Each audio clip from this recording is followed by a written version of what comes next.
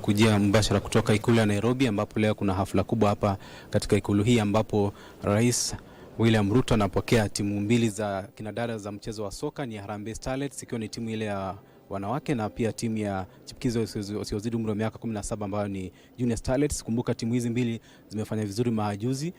Timu ya Harambee Starlets ni kwamba imefuzu kuelekea michuano ya AFCON, kombe la bara Afrika, kwa mara ya pili tangu mwaka 2016, wakati timu ya Rising Starlets ni kwamba imefuzu kuelekea kombe la dunia kwa mara pia ya pili, watakuwa naelekea kule Morocco baadaye mwaka huu. Kwa hivyo ni hafla ambayo rais atakuwa anaikabidhi bendera ya taifa kwa timu ya Starlets ambayo inaelekea kombe la bara Afrika AFCON, alafu timu ya pili ambayo itakuwa inatuzwa ni timu ya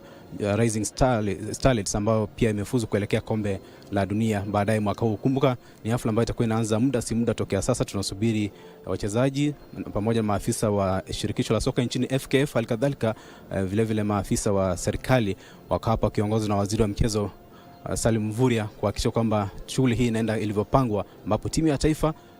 timu mbili hapa tunazungumzia timu ya Rising Starlets pamoja na timu ya Harambee Starlets ambazo zinapokelewa hapa katika ikulu rasmi baada ya kuandikisha matokeo mufti katika michuano ile ya kimataifa. Tutakuwa tunakujuza hivi punde wakati rais atakapoingia hapa kuweza kuanza hafla hii kirasmi kutoka hapa ikulu ya Nairobi.